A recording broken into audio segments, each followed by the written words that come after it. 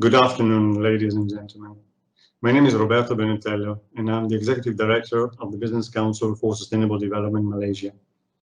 Welcome to this webinar entitled Future Proofing Your Energy Strategy. This event is brought to you by BCSD Malaysia and co-organized by the British High Commission to Malaysia.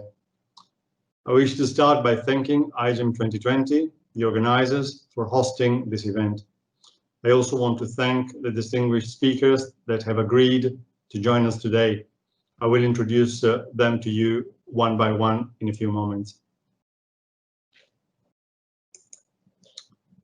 Ladies and gentlemen, the energy transition offers new opportunities for energy users to rethink how they source and consume low-carbon energy and how they collaborate with stakeholders across their value chain to benefit from new technologies, business models, and financing mechanisms.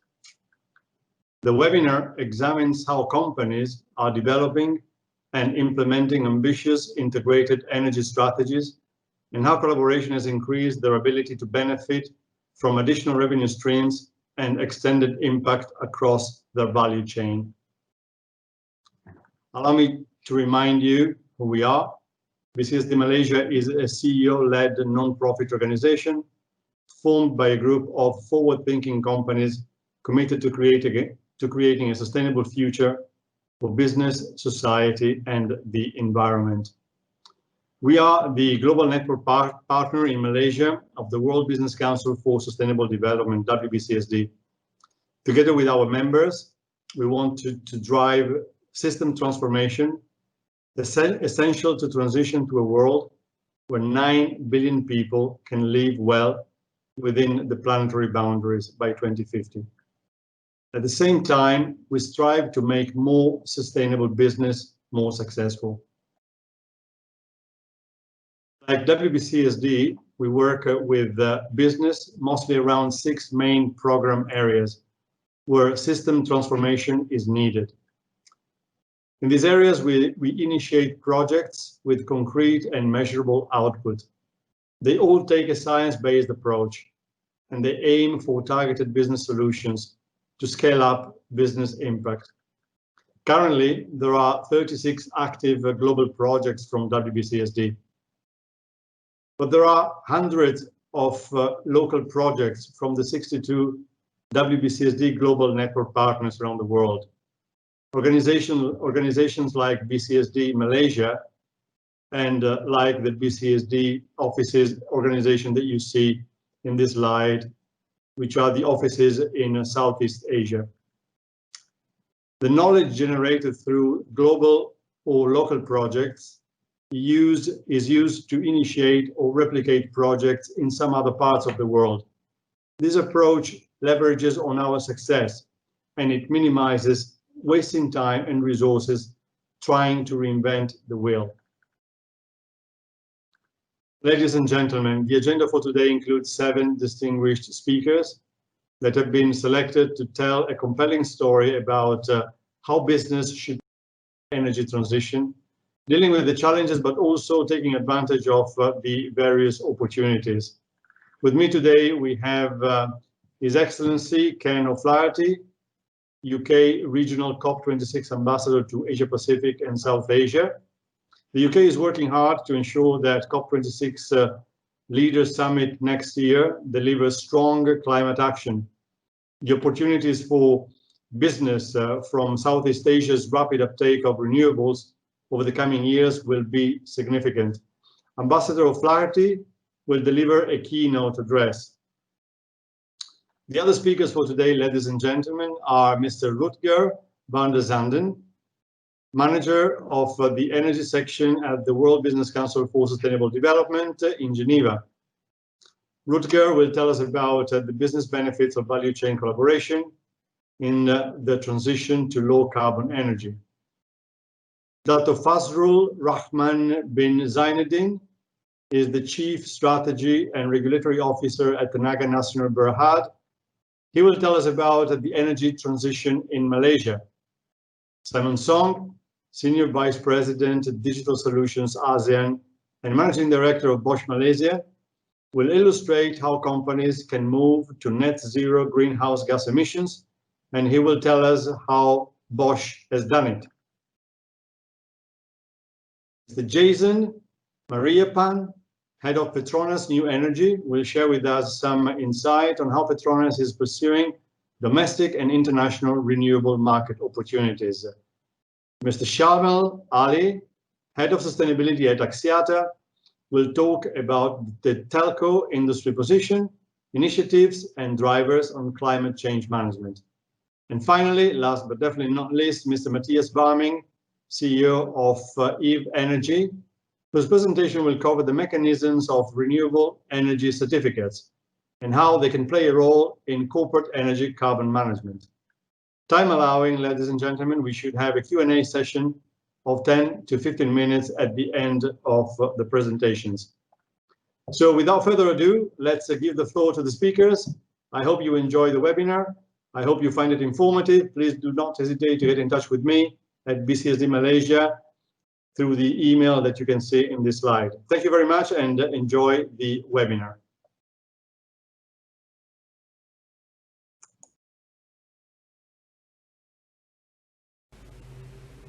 Good afternoon. My name is Ken O'Flaherty and I have the honour to be the COP26 Regional Ambassador for the Asia Pacific region. I'm pleased to be addressing this webinar, jointly organised by the Business Council for Sustainable Development, Malaysia, in partnership with the British High Commission in Kuala Lumpur. Leaders from across the world will travel to Glasgow in November next year to attend the COP26 Summit on Climate Change. Delivering a successful COP26 summit is a top priority for the UK government. We want the event to mark a clear step forward in global efforts to drive down emissions and tackle the impact of climate change. We are already working hard to engage governments, businesses and societies worldwide to deliver strong climate action between now and November next year. The challenge is clear. Without urgent action, we will not keep climate change to 1.5 or even 2 degrees Celsius. The consequences for populations worldwide will be dire. The International Energy Agency has assessed that in order to meet the goals of the Paris Agreement, the global transition to clean power needs to progress 4 times faster than at present. This is why the energy transition is one of our 5 key campaigns as COP26 presidency and a key focus of our work. The campaign is particularly important in the Asia region given its role as the driver of the global economy and the large pipeline of fossil fuel, and particularly coal, projects across the region. In Asia as elsewhere, governments are working hard today to respond to the ongoing COVID-19 crisis. This inevitably has had some initial impact on their ability to engage on climate change issues. But we now have a once-in-a-generation opportunity. As governments worldwide move to restart growth and boost their economies, they'll be enacting major economic stimulus packages to create jobs and protect livelihoods. The UK strongly supports the message from the UN Secretary General that governments should take this opportunity to deliver a clean, green and resilient recovery. The economic stimulus packages now being worked up by governments should be targeted towards the green tech and renewables sector. Clean power is already a growth industry. Governments that invest now will be positioning their economies in a booming industrial sector. This will position them at the forefront of the most innovative economies worldwide, whereas failing to take this opportunity will risk them losing competitive advantage. They will also be supporting jobs. Investment in renewables has been shown to deliver substantially more jobs than in the fossil fuel sector. IRENA, the International Renewable Energy Agency, reports that boosting investment in renewables would increase jobs in the sector to 42 million globally by 2050, or 4 times more than today. This investment plan would result in 7 million more jobs economy-wide than under the current trajectory, even before we factor in losses in fossil fuel jobs. Governments across Asia also need to respond to growing concerns from citizens on health. Clean power is good for public health. There are currently more than 800,000 deaths every year globally from the pollution generated by burning coal. Low carbon investment can create savings on healthcare and environmental costs worth 8 times more than the cost of the investments themselves, as a result of fewer negative health and environmental impacts. But important as the arguments on the benefits for growth, employment and health are, there's one even more powerful argument for accelerating the energy transition, one which is now delivering change much faster than most people could have expected or even hoped just a few years ago. That argument is cost. The cost of renewable energy and storage has dramatically fallen over the last few years. Solar and wind are already cheaper than coal power in most countries, and according to independent analysis, in every single ASEAN country, including Malaysia. And these costs will continue to fall. Hydro and solar are already widely deployed in the Southeast Asia region, with biogas and biomass-driven power generation also featuring in many countries. I conducted a virtual visit to Vietnam last month, where I heard about the massive potential for ramping up use of wind power. This progress is already leading to major changes in government policies across Asia. I was pleased to hear Bangladesh's Minister of Power, Energy and Mineral Resources whenever he surprised many commentators by announcing in August that the country would review every single one, except for 3, of their 29 planned coal plants. Vietnamese officials likewise stated in July that their country could cancel at least half of its planned new coal-fired power plants, and a minister has stated that Vietnam will no longer develop new coal projects. I am informed that Malaysia is also looking at their coal-fired fleet. There are prospects of no new coal-fired plants in the immediate term, and plans are afoot to reconsider those that will come to the end of their contracted life in the early 2030s. I know that Malaysia is also keen to grow its installed renewable energy capacity in order to reach 30% of the power mix by 2030. I'm clear that will be a major transition, and I'm sure that it will require major clean energy investments. This is the kind of market signal that the investment world wants and needs to hear. These decisions by governments truly across Asia reflect the fact that coal is simply no longer competitive. Carbon Tracker has assessed that very soon, perhaps as early as 2021 for some countries, it will become cheaper to build new renewable energy facilities than to run existing coal plants. So countries that proceed with plans to build new coal plants run the risk, or indeed, I would say the certainty, of creating stranded assets for the future. It's therefore no surprise that investors are already changing their posture and avoiding new investments in coal. Coal is now a doomed industry.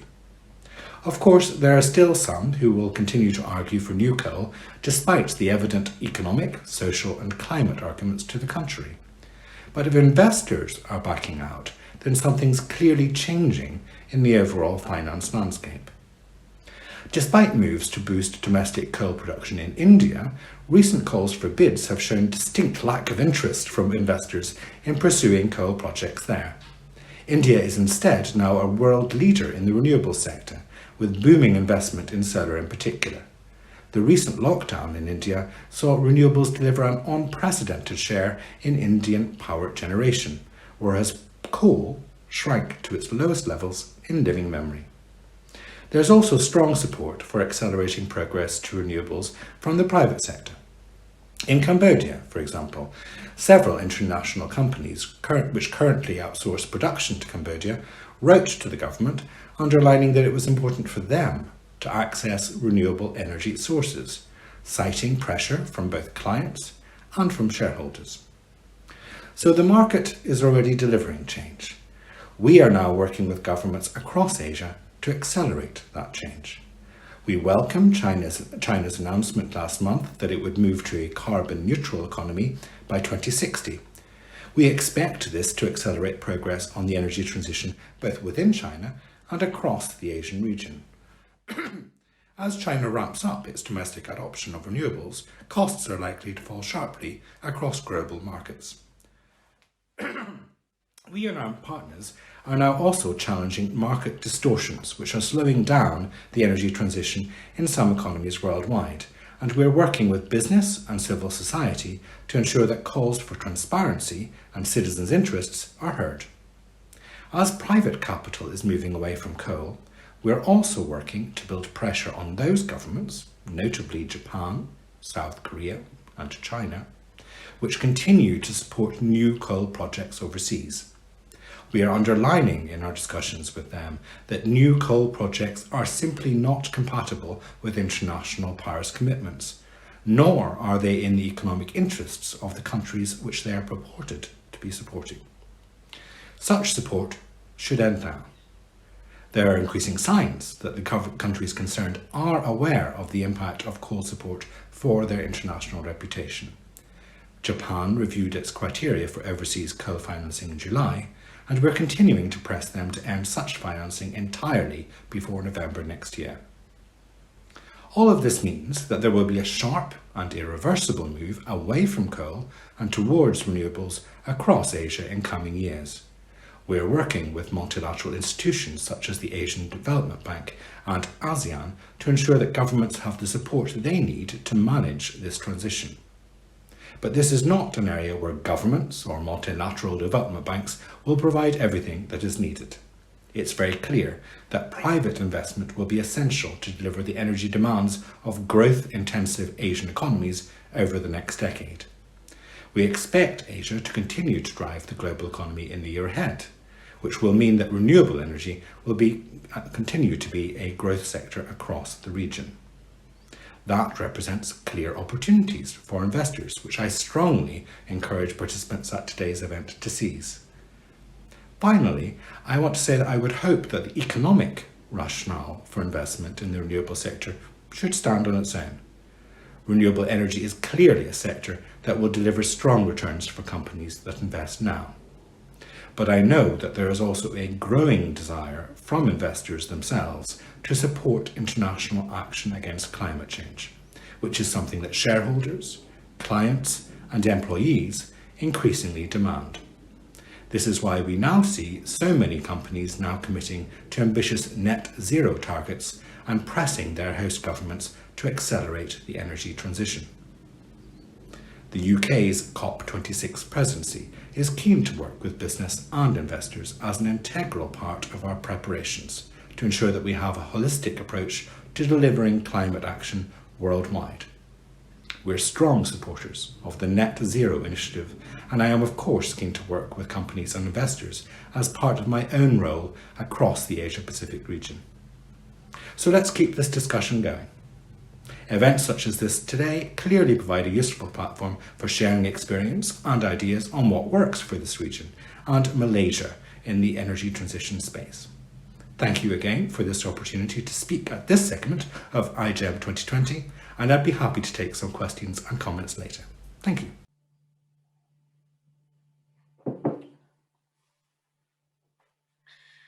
Good morning, good afternoon. It's a pleasure to be here and contribute to the International Green Tech and Eco Products Exhibition and Conference Malaysia. My name is Rutger van der Zanden, and I work in the World Business Council for Sustainable Development's Climate and Energy team. My presentation today will focus on integrated energy strategies. However, before we get going, and considering some people might not be familiar with us, a quick introduction to the WBCSD. So the World Business Council for Sustainable Development was set up following the Rio Earth Summit in 1992, where it became evident that we needed business leaders to really champion sustainability. Today we are a CEO-led member organization of over 200 forward-thinking businesses, and our members cover a wide range of industries from chemicals and utilities to tech and consumer staples. And we're very much a global organization with our members having operations all over the world and being headquartered in over 40 different countries. Most importantly, we are united by a common vision as well as a common belief that sustainability and business success are not only mutually connected but reinforce each other. Within the WBCSD, we focus on 6 system transformations, from circular economy to food and nature, cities and mobility. Today's session, however, falls within our climate and energy program, and the energy part of that specifically, where we are working with our members on accelerating the energy transition. So if you look at our energy solutions project, our vision is to support companies to progress their own energy transition and play a leading role in delivering an affordable, reliable, and net zero carbon energy system. We're doing that through a variety of work streams. Within the bottom half of the circle, called technology solutions, we work with stakeholders across the value chain to share knowledge, build capacity, and scale new commercial or financing options, within renewable electricity, heat, in hydrogen, to name a few. Within business strategies, i.e. the top half, we have two main work streams. One is targeted at energy suppliers, where we are creating guidance on science-based targets or roadmaps for the inclusion of social development goals. And the other half of the spectrum relates to energy users, where we are working with big consumers to develop integrated energy strategies, which is really the topic of today. So what is an integrated energy strategy? Well, it sets out how to achieve a company's energy-related financial and environmental objectives, considering all energy users across your operations and across those in your value chain. So it's a holistic approach to energy management, and it ensures we look at electricity and natural gas or coal, as well as any fuels used, whether on site or for transport. It's also an approach which doesn't just focus on energy use within your operations. Recognizing there is an increasing focus to decarbonize your own operations and those in your value chain. An integrated energy strategy looks at the entire energy or carbon footprint of your products or services, thus considering energy consumption by your customers and your suppliers as well. When talking about the drivers for such an approach, I have just touched on the market expectation that we report on our emissions and those in our scope 3. But the evolving energy system also calls for an integrated approach. Whether it's new technologies or different market designs, the energy transition is allowing large energy users to manage and source their energy fundamentally differently. Lastly, an integrated energy strategy allows us to harness new collaborations, as only if we collaborate both internally across departments and externally across the value chain do we maximize our ability to make use of new technologies, commercial structures, and funding sources. In the remainder of this presentation, I will outline the benefits of such a strategy, the journey to get there, and the 6 key elements or capabilities that every company needs to develop. So we'll start sort of with the typical journey. So a passive consumer is what the vast majority of companies were a couple of decades ago. We sourced our energy predominantly from fossil fuels. There wasn't so much that you could do outside of buying electricity and gas from your supplier. So we didn't hear about long-term goals and visions. And for most industries, it wasn't a subject that was a strategic priority. These days, we have the opportunity to be an active consumer. Not only do we have a comprehensive energy strategy, we actively manage energy efficiency and the introduction of low carbon sourcing to reduce and decarbonize our energy footprint. And as we go through this process, we interact with different suppliers, products, and services. The third stage in this journey, which we're all trying to achieve, is what you can call a prosumer. Here we explore all options that are available to us to reduce our energy consumption and decarbonize our operations, and work with a variety of partners, business models, and funding mechanisms where appropriate. Critically, we explore these options with the value chain and for the value chain, be it our customers, the industrial facility next door, our supply chains, or the landlord who owns our offices or retail spaces. When we talk about benefits, these are myriad for such a strategy. Financially speaking, reducing and decarbonizing your energy use will allow you to manage cost better. and explore revenue streams which were henceforth not available, for example, through providing services to the grid or other local off-takers. You also reduce your exposure to energy price volatility and improve your risk position with such a strategy. Environmentally speaking, there are the obvious greenhouse gas emission savings, an improvement in local air and water quality, and the improvements in circularity as a result of, for example, waste utilization. There are also less obvious benefits related to collaborating and innovating with the value chain, or when it comes to brand reputation and investor confidence. So knowing the benefits and the typical journey towards an integrated energy strategy, how do we develop this approach? How do we implement this strategy? How do we build the capabilities necessary to continuously improve our energy and sourcing management? So to that end, we, in collaboration with a couple dozen of our members, have developed a framework outlining 6 elements or capabilities, which together allow for an integrated energy strategy to emerge.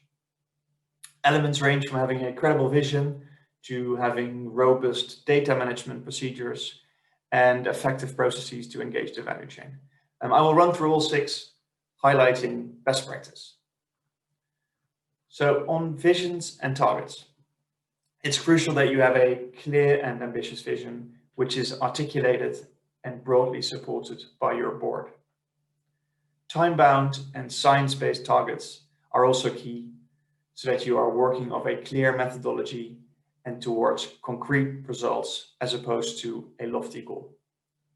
Making sure that you are using science-based targets, which include your Scope 3 emission, also ensure this element is best in class.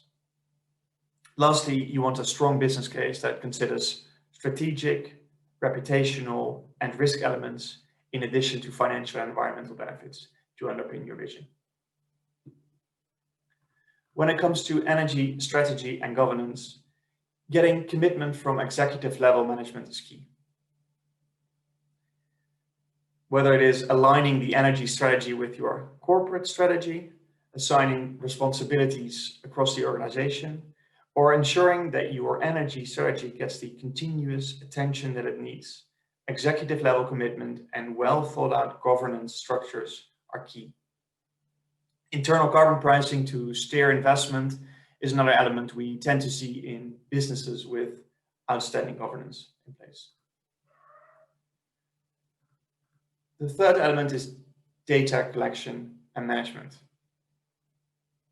where we're looking for effective data management processes using suitably granular data that is collated, analyzed, and utilized within a suitable timeframe. Companies with excellent data management systems collate energy, climate, and operational data and generate actionable insights from this data. They also collate data from suppliers and other stakeholders in the value chain, so that they can baseline their performance or make procurement or design choices based on this input from upstream and downstream stakeholders. Within mandatory and voluntary reporting requirements, we can see that these are rapidly evolving. Employees, customers, partners, and investors are all expecting more information on your energy strategy and your carbon emissions. Many organizations can make improvements when it comes to what they report on and how often they report on it.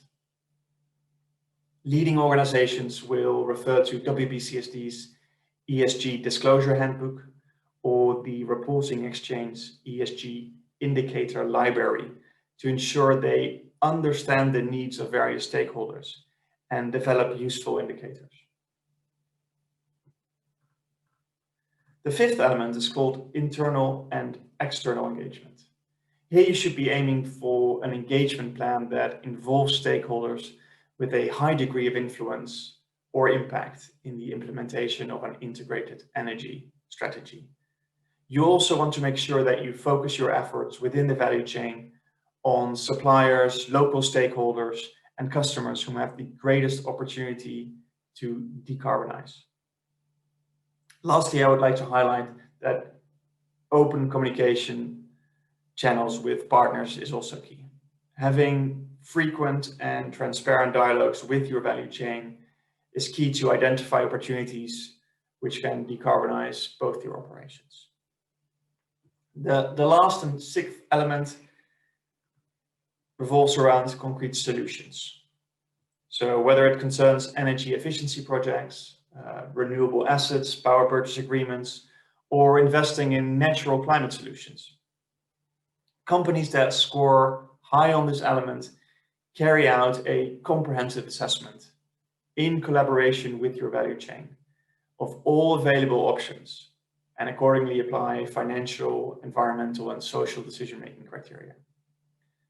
They also prioritize these options based on their net benefits to the company and your value chain, focusing on those that are aligned with your strategic priorities, and also taking into account that you want to focus on the opportunities where there is a clear route to delivery. So I hope that this presentation and this explanation on the 6 key elements inspire you to start building a more holistic, ambitious energy strategy. And I very much encourage you to use our framework. Our dedicated website, for which I copied a link on the slide, provides a lot more detail on the key elements, as well as additional implementation guides, which cover value chain collaboration within energy efficiency and low carbon energy sourcing, and optimum use cases for various renewable energy technologies. Thank you for your time, and I look forward to the Q&A part of this session later on. Thanks again.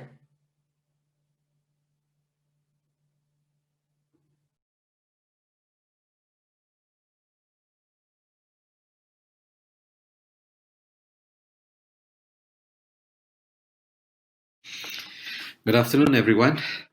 I am Fazlur Rahman. I'm the Chief Strategy and Regulatory Officer in TNB. My job is to develop the strategies for the group, as well as manage the regulatory compliance and interfaces with our stakeholders, particularly our Ministry of Energy and also our regulator, Energy Commission. Firstly, I'd like to thank the organizers, the Business Council for Sustainable Development Malaysia, and the British High Commission of Malaysia as a conference co-organizers for inviting me to this event titled Future-Proofing Your Energy Strategy. This is part of the iGEM conference. I'm delighted to be here to be able to share my topic today as TNB considers energy transition for a better, brighter Malaysia. Now, let me go into a few things first, talking about the context, then I'll cover a little bit about what are the areas that we believe we should focus on. And thirdly, I would like to cover what are the things that TNB is doing for this energy transition and also for the country. Let's start with where we are today. Now, with any energy discussion, there's always the question of balancing the energy trilemma, which is balancing the need for energy security, environmental sustainability, and social equity. The latter being more focused on affordability and access to energy. This has always been a delicate balance to achieve, but we see that going forward, this will be less so as technology in terms of environmental sustainability starts to become more affordable.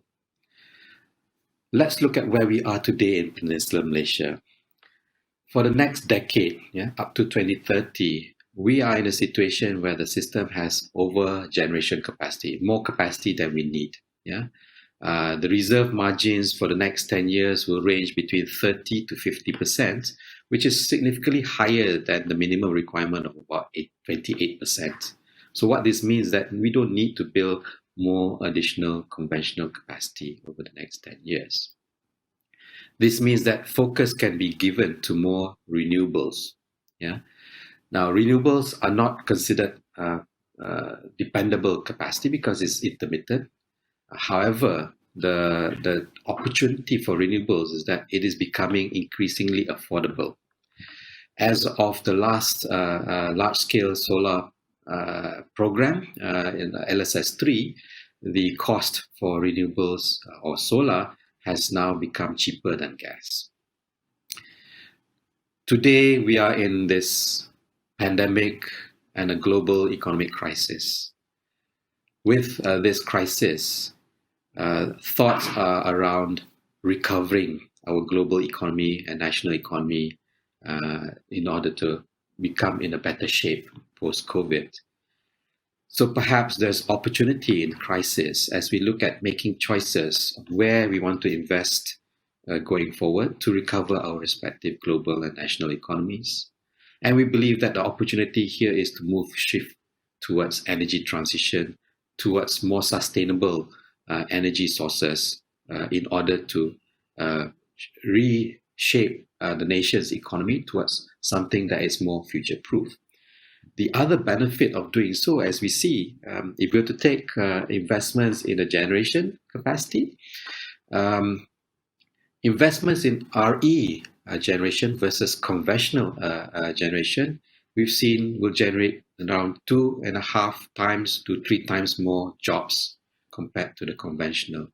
This is something that we believe will benefit the nation a lot more, and therefore builds a strong case for moving towards sustainable energy.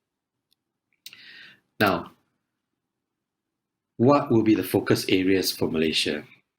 We in TNB have done a lot of study in this particular area as part of our strategy, and we see 3 potential areas that Malaysia can focus on.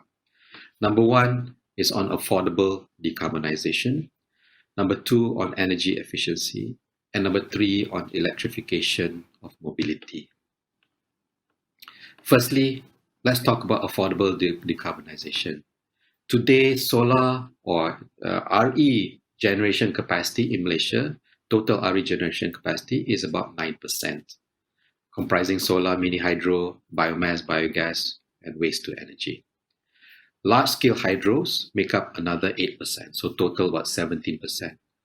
Solar makes up about 4% of total generation mix, still indicating a lot more potential going forward. Given the solar bid prices, as I mentioned earlier, the LSS3 bid prices have come down significantly from the first solar auction. The first solar auction was around 40 cents, and large-scale solar number 3, the third auction, on average about 20 cents, so about 50% reduction in energy costs from solar.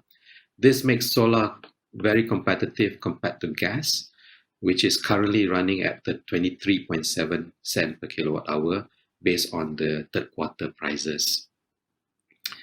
So coupled with storage, solar becomes a lot more viable and a lot more interesting because today solar is still intermittent. It cannot completely replace dependable capacity like gas and coal, but with solar coupled with storage, this will become a viable option. And we see that storage technology, in our projections, in our foresights, we see that it's coming to parity with gas, solar, and storage in about within this decade. The other opportunity for decarbonization for Malaysia, we see that there's opportunity in hydro. Hydro not only is used as a source of energy, but also other functions as well, including energy storage, but also other environmental and social functions such as flood mitigation, clean water supply, and irrigation for agriculture. In order to achieve this affordable decarbonization, also we believe that the grid needs to be modernized. And this will be something that needs to be taken in phases over a period of time over the next few years in order to manage the lumpy investments that's needed. So the grid will need to be invested to manage the intermittency of increased solar, in particular, solutions before storage becomes a lot more viable. Now, moving on to energy efficiency. Today, when we look at our energy use in the country, it is very peaky. So energy use is highest at the middle of the day because of the temperature and a lot of air conditioning use. And therefore, energy efficiency to reduce, number one, to reduce the overall consumption, and also to manage the balance between the energy use throughout the day becomes an important opportunity here. So as we reduce the overall peak in demand, we should be able to reduce the overall capacity needed for the system. Yeah. So today, energy consumption, we have a target of 8% electricity savings through energy efficiency by 2025. But we believe this can be done more when you start to include non-electricity energy use as well. Yeah? So there are a huge amount of opportunities there. And if we look at where the energy consumptions are happening, power sector makes up only about 20%, transportation about 40%, and industrial sector another 40% roughly. Yeah? And there are opportunities, we believe, for energy efficiency to happen in transportation industrial sector. Now, I mentioned earlier about the transportation sector, and this brings me to my third point of where we should be focusing on, electrification of mobility. Yeah. So today, less than 2% of currently vehicles sold are electric vehicles. So what this indicates to us is that there's a huge opportunity for further penetration of electric vehicles for the country, in the country. And as I mentioned earlier, transportation makes up about 42% of the total energy use, yeah, but also contributes to about 24% of the emissions in the energy sector. So a lot of opportunities here to be able to convert some of this into more green-based solutions. And reducing emissions, in order to reduce emissions, electric vehicles provide the best options in the sense that it is more efficient compared to the internal combustion engines. Internal combustion engines makes up about 40% efficiency in terms of energy input and outputs, whereas electric motors run about 90% efficiency. Today, of course, the main concern on electric vehicles is its cost, is whether it's affordable. So we believe globally that cost parity will be reached by the middle of this decade, and for Malaysia by the end of the decade. Therefore, pathway needs to be set for that to happen by 2030. Yeah. So the two options going forward: either we become a technology adopter, meaning that we buy electric vehicles as they reach cost parity, and increase the penetration in the local market, or we look at opportunities of localizing or creating electric vehicle manufacturing opportunities in the country to create job opportunities, GDP impact, and also bring in skills into the country. Now, where does TMB stand in all this? And I think, firstly, TMB is very bullish in terms of the energy landscape shaping in the future.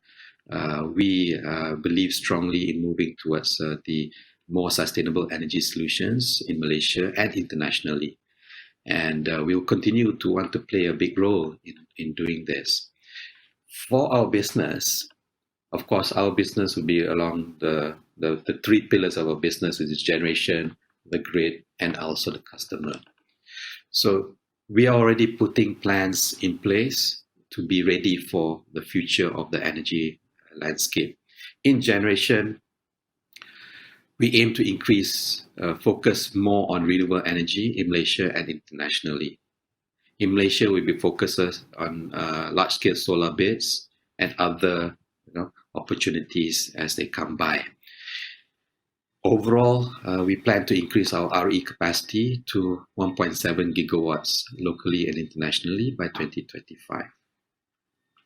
We also will increase our stake in our RE assets in the UK. We have recently commissioned our 2,000 megawatts coal plant in Jima East Power, and our position this will be our final greenfield coal plant. We also will be launching other energy transition solutions to allow customers to subscribe to green energy from the grid, and also create marketplace for renewable energy certificates so that generators can sell these green certificates for energy to consumers. In addition to that, we are also pushing forward on rooftop solar through the net energy metering program, and we have about 56 megawatts of rooftop solar in our pipeline. For the grid of the future, or the grid itself, today and as we look ahead, we will continue to invest approximately 7 to 9 billion ringgit per annum in capex to modernize our grid. Not just modernization, but also to meet the supply requirements, the demand requirements, and also to reinforce the system and reliability. And under this initiative, as we continue to gradually invest in the future, it allows our system to cope with greater renewables and decentralization of energy. In addition to this, we will also be pushing forward with the smart meter initiative, the rollout of smart meters across our 9+ million customers. By end of the year, we will expect to reach about 800,000 customers of smart meters installed, and we'll continue to do the rollout in the coming years over the next regulatory periods and beyond. The thing about the grid investments is that a lot of our grid investments involves a local ecosystem. Yeah, we have about 4,500 local vendors, and this is something which we believe, as we continue to invest, and we continue to invest in new technologies in the grid, we are also indirectly spurring the local economy, creating new businesses, new job opportunities, as well as the knock-on GDP impact towards the country. And all of this is moving towards future technologies in line with the energy transition. And this means that the new skill sets, a higher level skill sets is required for the country. And that's something that is positive, I believe. On the customer side, our main focus here on the customer is getting ready for competition and liberalization. Across our customer experience, we are digitalizing our service delivery and solutions. We're coming up with new products and services to offer beyond just the electricity, beyond just the meter, or beyond just the kilowatt hour. Solutions such as the rooftop solar solutions, home energy management solutions, charging infrastructure for electric vehicles, and also some digital solutions as we roll out our national fiberization initiative, in line or in conjunction with the government through its Jendela program. So these are some of the big areas of focus across our business as we reshape our strategy or reimagine TNB towards a sustainable energy landscape. To us, and to summarize for me, I think there are significant 6 game changers I believe is relevant as we shape our energy landscape and also reshape the country's economy. Just to summarize, earlier we talked about decarbonization, and there's opportunity to build the solar manufacturing hub in Malaysia. Malaysia is now the 3rd largest manufacturer of solar PVs outside of China. There's opportunity for us to take this further, we believe. As we modernize the grid, we will continue to allow an inclusive participation of our ecosystem to participate in these investments that we're making, not just in traditional technologies, but also increasingly more into new technologies for the future. Energy efficiency, I've already spoken about this. A lot more opportunities in managing demand requirements across the peaky consumption throughout the day, and also overall consumption. And if we expand it further to non-electricity use, we're also actually creating new opportunities for retrofits, installers, and equipment suppliers. The electrification of mobility also a big opportunity. Today, only less than 2% of sales of vehicles are electric vehicles, and quite clearly there are opportunities here that will also catalyze activities and opportunities around the value chain.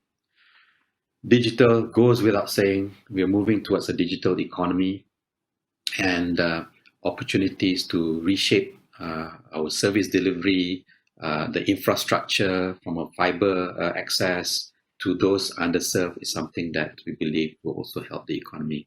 And last but not least, the sixth game changer for us is actually reskilling the workforce. For us, it is an important area of concern for Tenaga Nasional. We being a GLC and have a national nation building objectives, we are concerned about the readiness of our employees moving towards a new industry, fourth industrial revolution, and also energy transition solutions. So we're making a lot of efforts to reskill our people through our training centers in ILSAS and many and also which is for training for not just our employees but also our vendors. And also we are opening this up for Malaysians as well, as the need for electrification increases in the coming years. Now, I think just to wrap up, this energy transition will require a significant amount of alignment across all parties, stakeholders, and the general public. And energy literacy becomes a very crucial driving force in this transformation, if you like. And what's important is that we start to create the conversations. We need to work together with industry players, government agencies, academia, civil society, NGOs, etc., to start thinking post-COVID, what are the big decisions that the country has to make and transition to a more future-proof economy. And TMB, we would like to play an active role in all this. With that, thank you very much for your attention. Hello, everyone. A good day to the participants of Future Proofing Your Energy Strategy Conference, which is being organized by Business Council for Sustainable Development Malaysia, British High Commission of Malaysia, and IGEM, International Green Tech and Eco Products Exhibition and Conference Malaysia. First of all, please allow me to introduce myself. My name is Simon Song, the Managing Director of Bosch Malaysia. I'm honored for the opportunity given to present in this conference. Today, I'm going to share with you the approaches and examples that Bosch are taking to achieve carbon neutrality worldwide. Before we jump into our topic today, allow me to share a little bit about Bosch. Our history began in 1886, when Robert Bosch founded the company in Stuttgart, Germany. Today, Bosch Group is a leading global supplier of technology and services. As of 2019, Bosch has roughly 400,000 employees worldwide. We are operating in 60 countries with 440 regional subsidiaries. From sales point of view, Bosch's revenue reached 78 billion euros in the year of 2019, among which 60% is from mobility solutions. Bosch is the world's largest automotive component supplier. The rest, 40% of our business, are from industrial, consumer, and the building and energy sectors.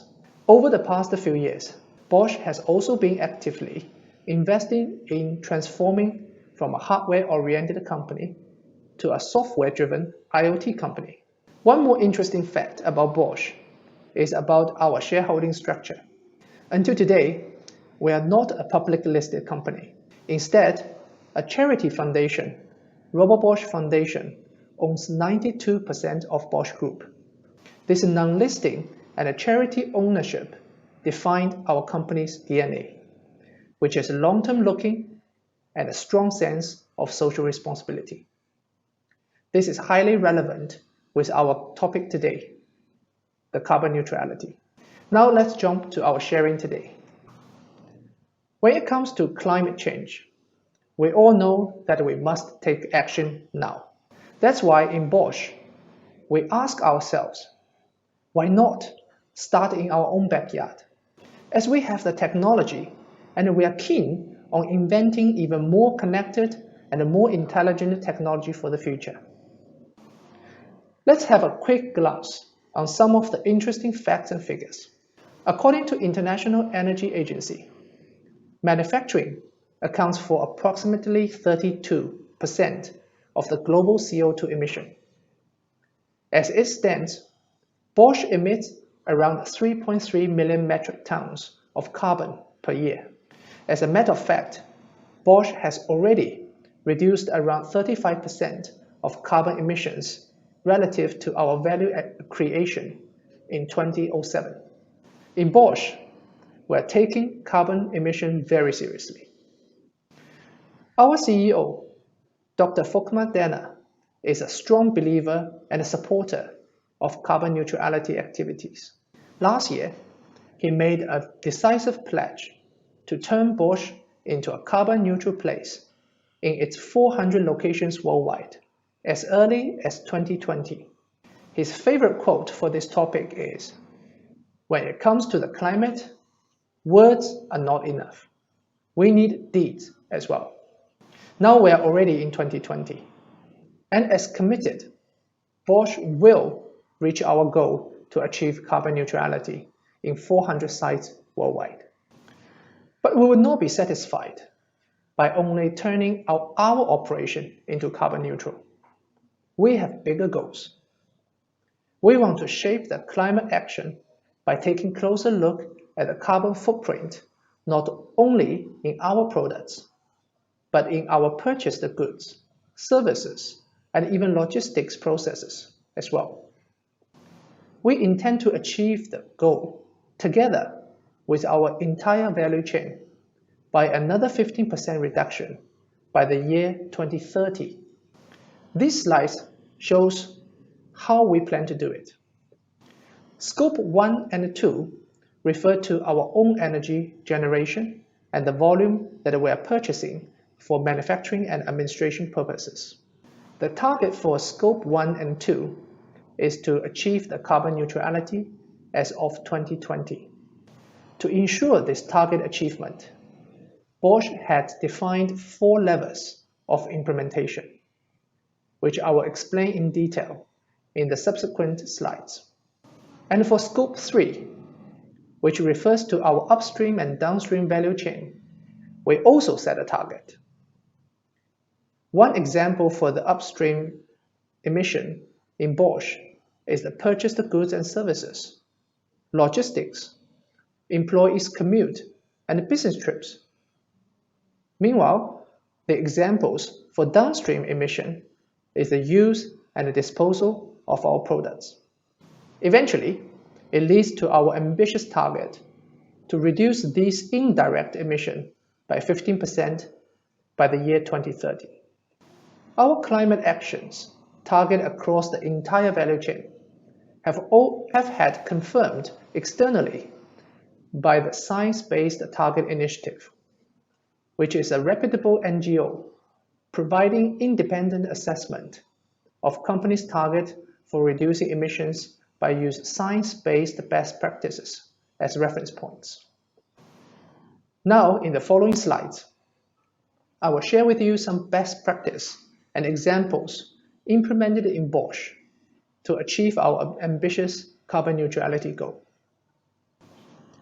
As I briefly shared in previous slides, we in Bosch have defined 4 levels for the implementation of climate goal. The first level is the improvement of energy efficiency at our site. Our aim at Bosch is to save 1.7 terawatt hours worldwide by 2030. Bosch will be investing billions of euros over the next 10 years to promote innovative measures for energy efficiency improvements. The second level is the investment in the new clean power, or well known as renewable energy. Bosch aims to increase the energy generation from renewable sources at our sites by using the photovoltaics and the wind from 55 gigawatt hours in 2018 to 400 gigawatt hours by the year 2030, which represents an increase over 700%. At the same time, we also encourage our business partners with the long-term sourcing contracts to install new renewable energy capacities. For instance, in Germany and Mexico, we are already making a substantial contribution to the energy transition in this way. The third lever is the procurement of the green electricity.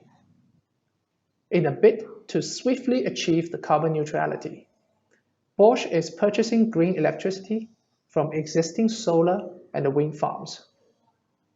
In Germany, for example, in 2019, we already exclusively purchased the green electricity of 1.8 terawatt hours in total. Finally, the fourth lever is the carbon offsetting for unavoidable CO2 emissions. This measure helps to provide a carbon credit in countries that has limited availability of green electricity. Now let's have a deeper look with some examples on these four levers.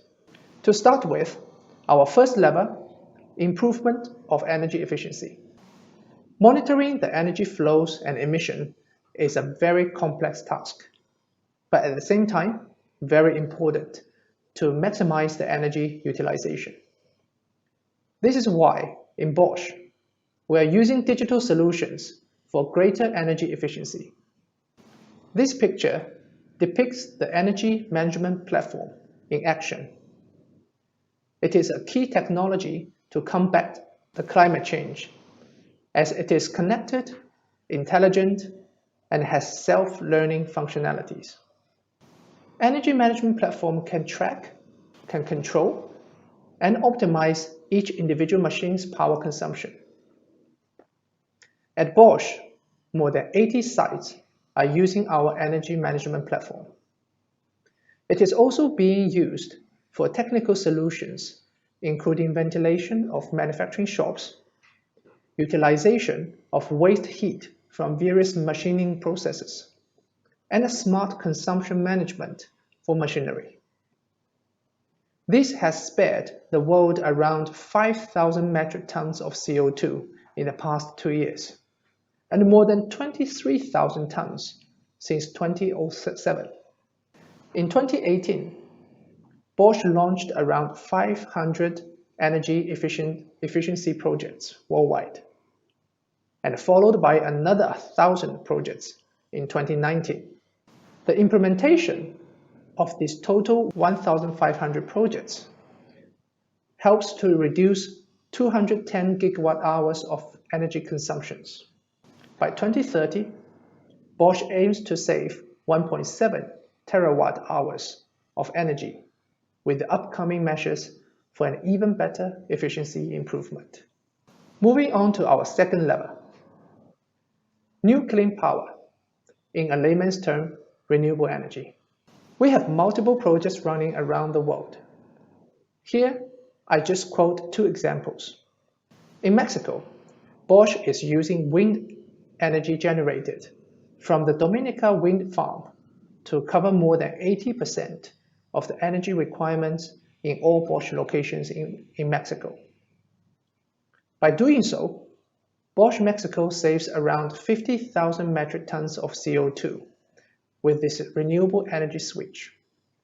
And coming closer to Southeast Asia, at our Malaysian plant in Penang, photovoltaic solar panels are being used on the rooftop of the buildings with a peak capacity of 3 megawatt. With this measure, around 3,000 tons of CO2 per annum is being avoided. This is equivalent to emission of 700 cars annually, or equivalent to the emission of 1,300 households' consumption annually. Bosch's third lever is the procurement of the green electricity. In order to implement carbon neutrality quickly, in addition to the self-generated renewable energy investments, Bosch is also purchasing green electricity from existing wind and solar farms. From 2019, we began to significantly expand our purchase volume of electricities from renewable sources, with corresponding guarantees of origin.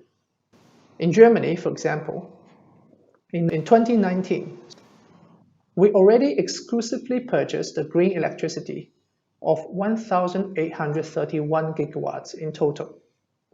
In the Nordic regions, as of January 1st, 2020, all our entities in Sweden use only 100% green electricity from hydropower. Locations in Denmark, Finland, and Latvia are also using 100% green electricity. Finally, we have our fourth lever, which is carbon offsetting approach. Typically, carbon offsetting is a compensation approach. Just to give you an example for a better understanding, the Bosch location at Renningen in Germany has been carbon neutral since January 2019. This building is using natural gas for its heating system, which emits carbon. But we are able to fully compensate the carbon footprint by buying the green electricity to cover its power needs. On top of it, we have 460 photovoltaic modules installed on the rooftop of the buildings to generate electricity, are to be gradually scaled back by 2030, and Bosch is stepping up investments in renewable energies and energy efficiency to this end. Now, this brings me to the end of my presentation for today. I believe by now, all the participants have the insights on how Bosch is contributing to the control of climate change and some measures we put into action. It is everybody's responsibility when it comes to environmental topics. Thank you, everyone, and enjoy your virtual conference. Thank you. Good afternoon, ladies and gentlemen, participants and delegates of IGEM. I'm Jay Mariappan. I head Petronas New Energy, and I'm here for this session on future-proofing your energy strategy, which is organised by BCSD and the British High Commission of Malaysia. So starting out, there are many calls for a low carbon economy and decarbonised world. And this has been a theme of the last IGEM, but has probably intensified over the last 6 to 12 months. This includes the policies for climate change with the Paris Agreement. This includes the lower cost of renewable technology and maturity, particularly for solar and wind. And now we see increased world demand for renewables increasing at a rapid pace. Also technology advancement. These are the enablers for this low carbon economy. Things like energy storage that can help the intermittency of renewables, artificial intelligence that can help with the optimization of all of these inputs, and things like blockchain, which can help with the integrity of the system. Added to this is the pressures from shareholders at many of the large companies and advocacy groups that are all making companies, holding them to account for climate change actions and sustainability. This has increased corporate participation in low carbon economy, including energy players. And all the oil and gas majors have now elevated low carbon ambitions as part of their company's strategy. For Petronas, we've ventured into renewable energy as part of our three-pronged strategy that started a few years ago. The three-pronged strategy is, firstly, maximizing cash generators.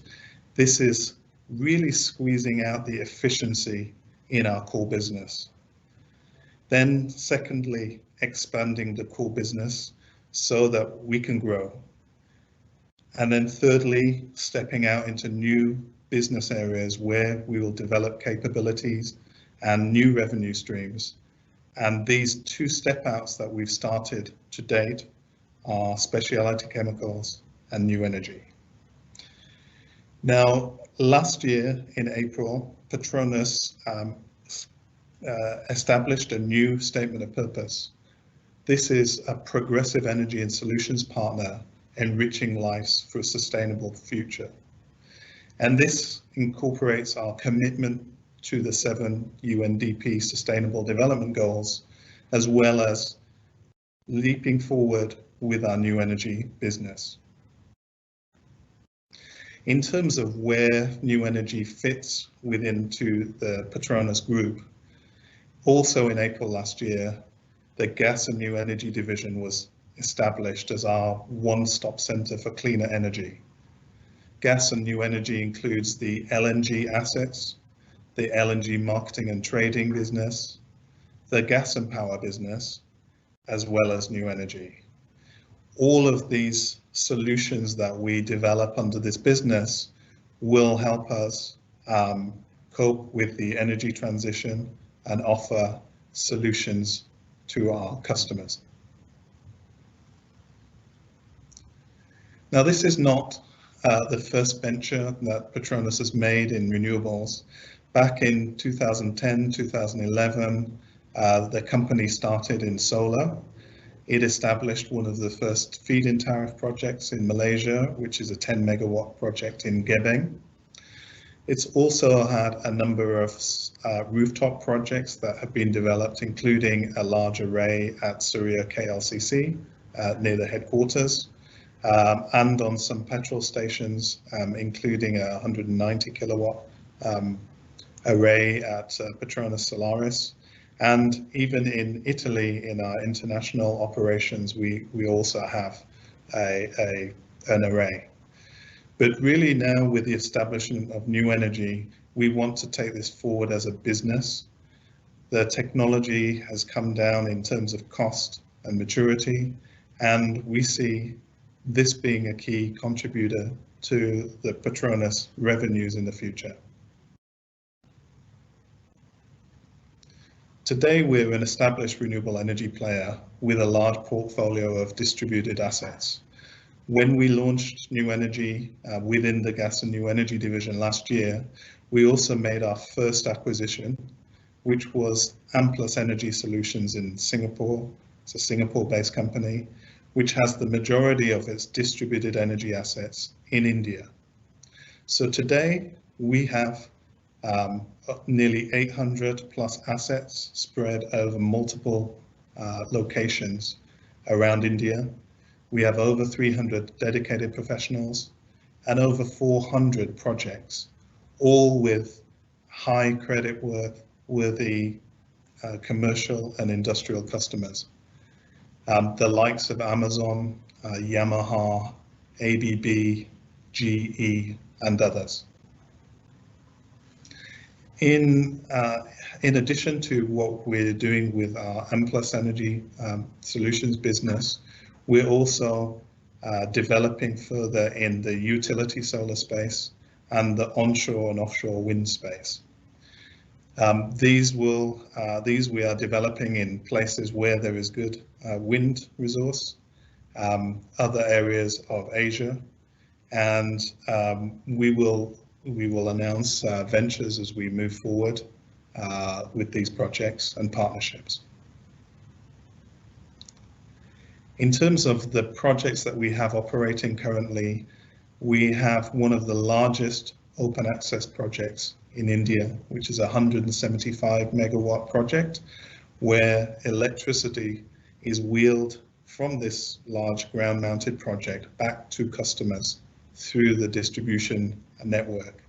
And these are a number of commercial and industrial customers. We have one of the largest rooftop projects with Yamaha in India, which is a 6 megawatt project. And also we have other projects, including an off-grid project with the Forest Office in Nagpur in Maharashtra, India.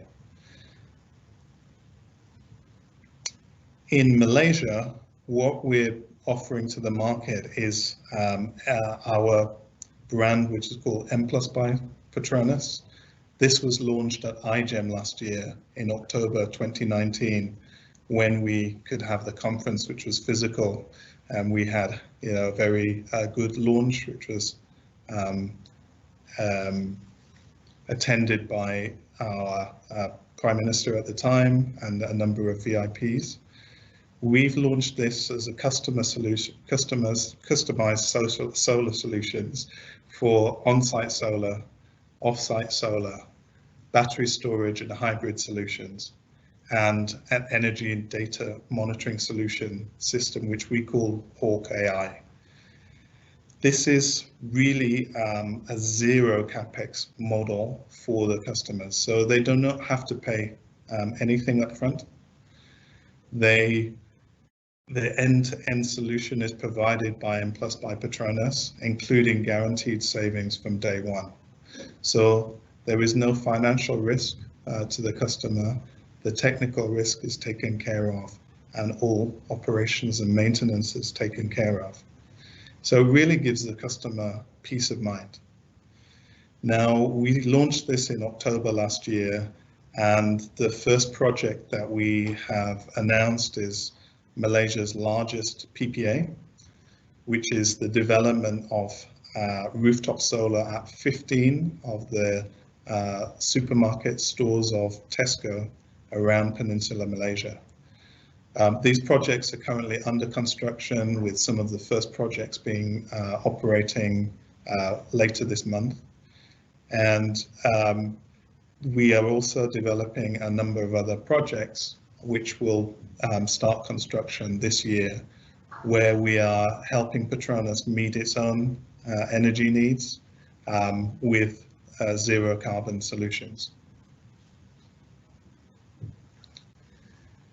So Petronas has really established this new business to be a key contributor going forward.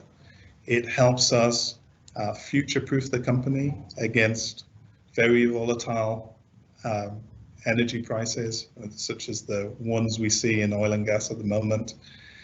It's we're providing solutions for customers, which is very much in line with our statement of purpose. And for our Malaysian market, we offer this zero capex customer solution, which at the moment is mostly solar, but will include hybrid solutions, including storage. And in order for us to grow this business, we really need partners. So partnerships will be extremely important. So let's collaborate, let's partner, and let's find solutions to a low carbon economy. Thank you very much.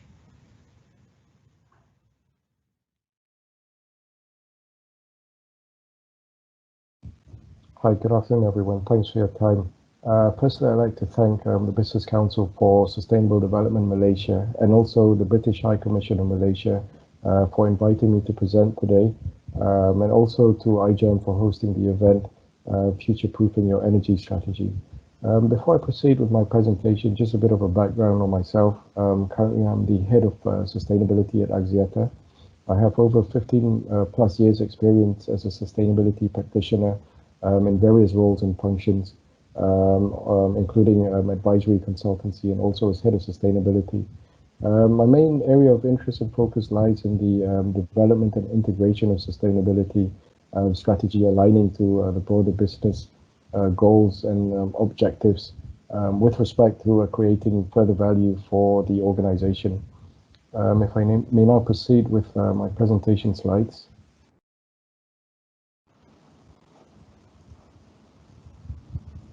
So my presentation focuses on the telco industry and also its position with respect to climate change management.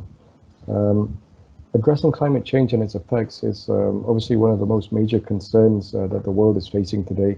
And it's an issue for which global bodies, national governments, and also the private sector must take a responsibility and show leadership in.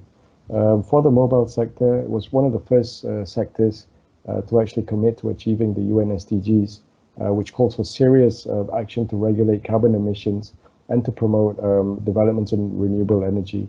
Mobile connectivity can also play a significant role in enabling organizations and individuals to become more efficient, and also in terms of reducing their GHG emissions. So my presentation will focus on the telco industry position, and also some of the initiatives and drivers that's driving climate change management, and also some examples of the best practices and learnings from the industry, including future outlook with regards to the net zero carbon objective.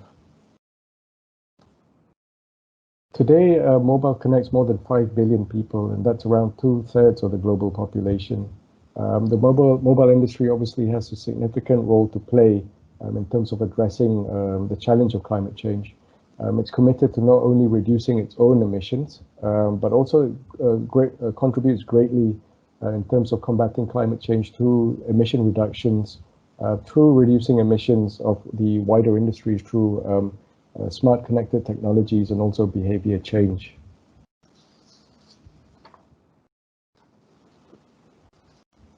The mobile sector also is taking a collaborative action to be fully transparent about the industry's own climate emissions, and they've actually developed an industry-wide climate action roadmap to achieve net zero GHG emissions by 2050, aligning to the Paris Climate Agreement. The new science-based target for the mobile sector is actually a collaboration between the ITU, which is the International Telecommunications Union, and then locally GESI, GSMA, and SBTI to develop a sector-specific decarbonization pathway that allows ICT companies to set targets in line with the latest climate science. It includes emission reduction trajectories for mobile, fixed, and also data center operators to meet the ambitious Paris Agreement goal of limiting global warming to 1.5 degrees. Essentially, this roadmap is designed to substantially reduce the risk and effects of climate change. While the mobile industry is taking meaningful steps to reduce its own emissions, it's also having an even larger effect in terms of supporting other sectors to reduce their own emissions. In this study called the Enablement Effect, which is a study between the GSMA and also Carbon Trust, it was a study to examine the enabling role that the sector has in terms of reducing carbon emissions across the economy. And in this study, it was found that the mobile sector actually assisted in achieving 2,000 million tons of CO2 emissions in 2018 alone across the economy. And also, majority of the avoided emissions are actually from machine-to-machine technologies, which are essentially primarily in buildings, transport, and also the energy sector. Savings in buildings includes energy-efficient buildings, smart meters, smart building management, and then for the transportation sector, there's reduction in emissions through the rise of electric vehicles. Through telematics, there is route optimization for more efficient fuel consumption. And then for the manufacturing sector, there's mobile technology, which has enabled more efficient storage systems, requiring less space at any one time, and also in terms of efficient cooling and lighting. And then there's, of course, the electricity sector, where smart grids are in place in terms of enabling monitoring and regulating electricity demand and transmissions, which then leads to improving coordination and distribution efficiencies.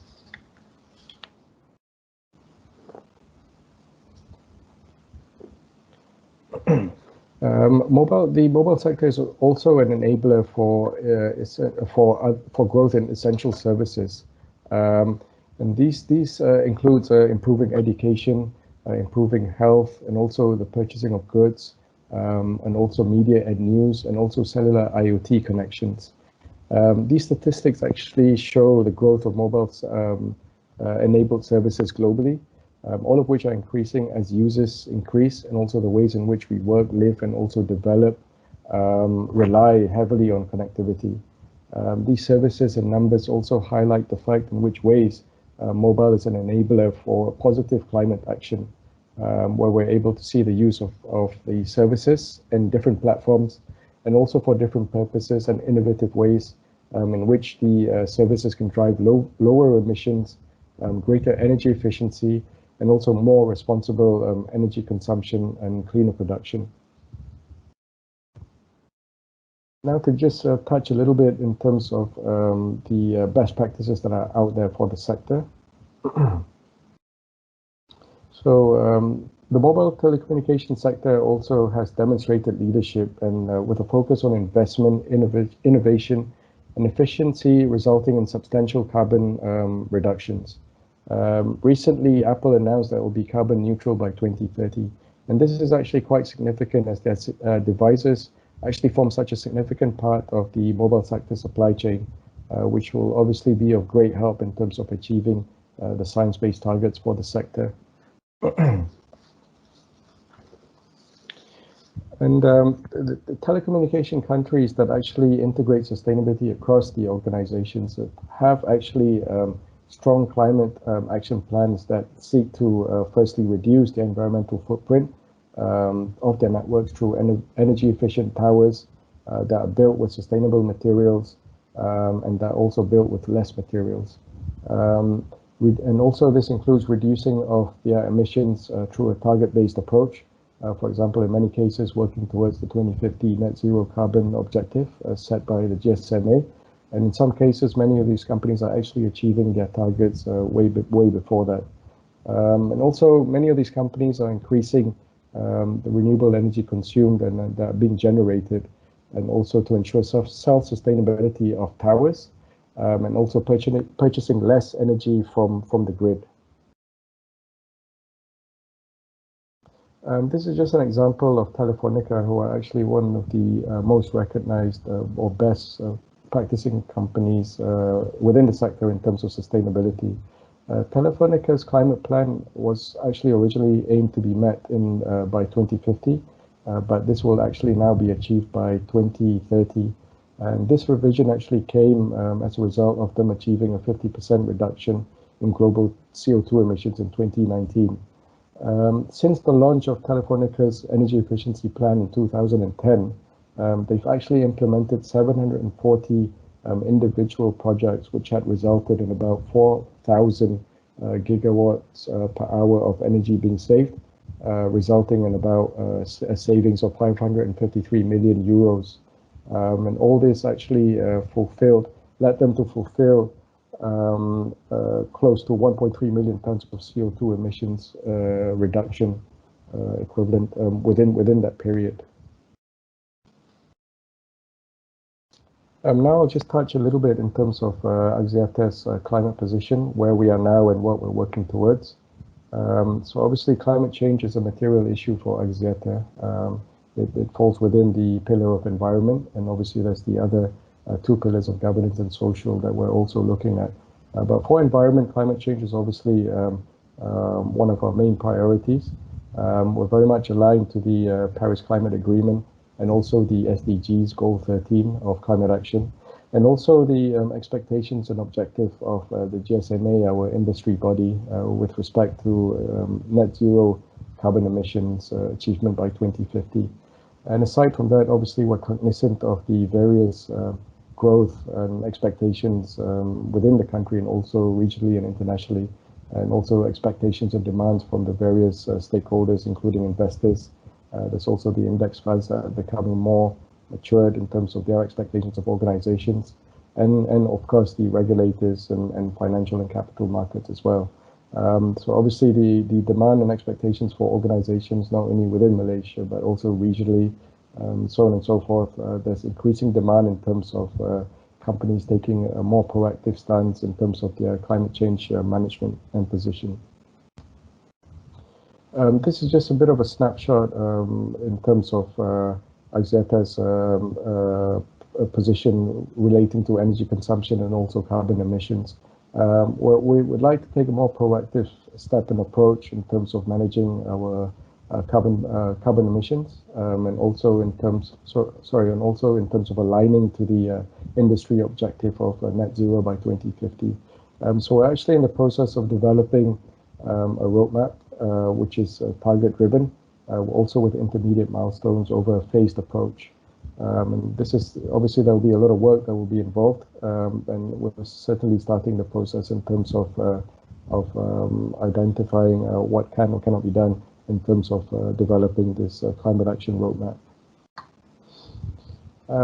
Finally, this is just an example of one of our subsidiaries, E.co, that actually is our telecommunication infrastructure arm. So E.co have actually been committing to reducing their CO2 emissions over the years. So since 2013, they have managed to achieve about 54% of CO2 emissions reduction based on 2013 baseline up until 2019 through various initiatives, which includes solar-powered sites, wind turbines, and also in terms of the building materials that they use for developing their infrastructure. So focusing more on sustainability materials, using less materials, which has obviously led to also reduction in CO2 emissions. And with that, I will end my presentation. Thanks for your attention and your time. I hope that you found it insightful, and also in terms of understanding the telecommunication sector's position in terms of climate change management and how it's also contributing not only the sector, but also in terms of contributing towards the wider economy to, in terms of achieving their carbon emissions reduction as well. Thank you.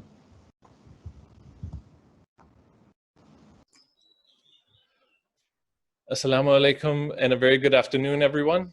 My name is Matthias Warming. I'm the CEO of IV Energy, and I'd like to thank first and foremost the Business Council for Sustainable Development Malaysia and the British High Commission for having me speak at this event. I'm here to talk a little bit about what renewable energy certificates are, or RECs, and how you can use them in your business to reach your renewable energy targets, and what it is we're doing here at IV Energy to make that process a little bit easier. So,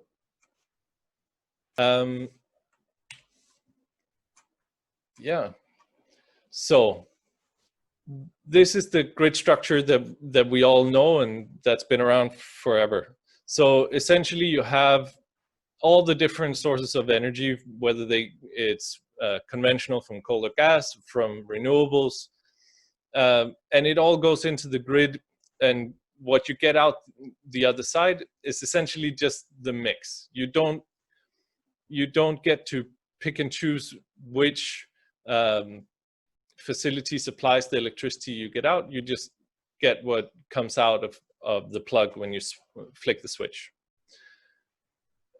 What renewable energy certificates allows you to do is to buy a claim on a particular megawatt hour of renewable energy that's produced and sent to the grid, and allows you to claim that for your own use. So essentially it's decoupled from the actual electrons that travel through the grid, but it still allows you as a company to power your business with renewables without having to put in a lot of investment into infrastructure, to building your own solar panels or whatever the case may be.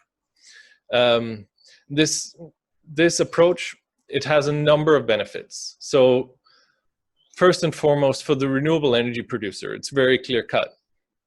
It gives you an additional revenue stream. And so that means that the business case overall for renewables becomes better. So by the market forces, we should get a bigger supply of renewable energy. That's the theory anyway. And so, but for the individual producer, besides the additional revenue, it also means a reduced reliance on a single source of revenue. So you're less reliant on subsidies, you're less reliant on the grid operator whose tariffs may change over time. So it gives you this a little bit of a safety valve in that sense.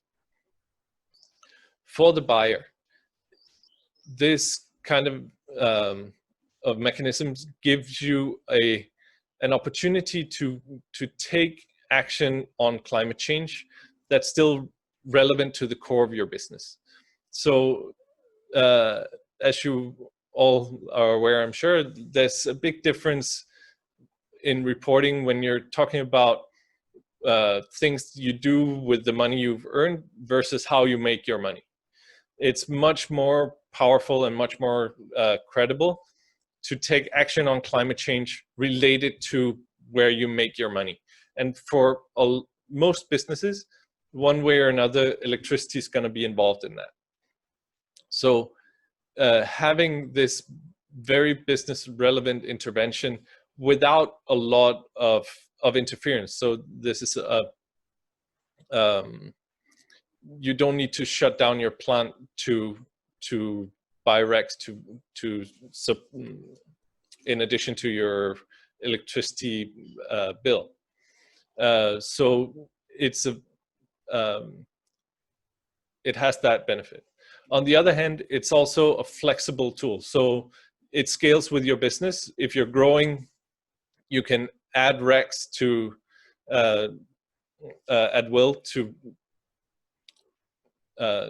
take off your increasing bill, or if you have an active energy efficiency program, for example, so your electricity use is reducing, then it also scales down with you, so you don't have to make these long-term commitments like long-term PPAs or your own infrastructure to do it. And this allows you to make firm commitments for the longer term, having this assurance that you can hit your target through this flexible mechanism. For government, this has the benefit that it doesn't cost taxpayer money. There's no direct cost to government because this is business to business. While it still contributes to the national renewable energy goals, as we talked about before, improving the business case overall leads to more renewable energy. Like, that's very basic economics, and having that beyond what can be done with subsidies, I think is very beneficial. And it also drives local investment, not just in the installations that go up, but also in the rest of the renewable energy ecosystem. So Malaysia is one of the largest solar panel manufacturers, for example. This gives an additional incentive for local demand for those panels, driving the whole ecosystem. So while this hasn't been around in Malaysia for very long, the mechanism as such is very well established. So it's been around in the US and Europe and Australia for over 20 years. And it is an internationally recognized mechanism in sustainability circles. So there are organizations like the RE100 and the World Resources Institute, which collects pledges from companies that seek to power their businesses entirely by renewables. RE100 has over 210 of the largest companies in the world that have pledged somewhere between 2021 and 2030 to power their business entirely with renewables worldwide. So, so that also means their local divisions will need to do something here, and RECs is one of the things they can do. And so this is a very well-established mechanism for reaching sustainability targets. I'd like to take a look at a couple of ways you can use it in your business itself. So first and foremost, it can be used in combination with your own renewable energy production. So let's say you have a manufacturing facility with a NEM or net energy metering installation, which typically will cover about 75% of the electricity need for that facility. So, well, at the first level, it allows you to, like, RECs can be used to top up so that you can cover that facility 100%, not just the 75% that's covered by the NEM, which gives you a much clearer headline communication. So it's much more powerful to say we power our business 100% with renewable energy, rather than saying, oh, this facility in this location is powered 70% by the solar panels on the roof. So it gives you a much clearer headline in your sustainability reports, in your other sustainability communications.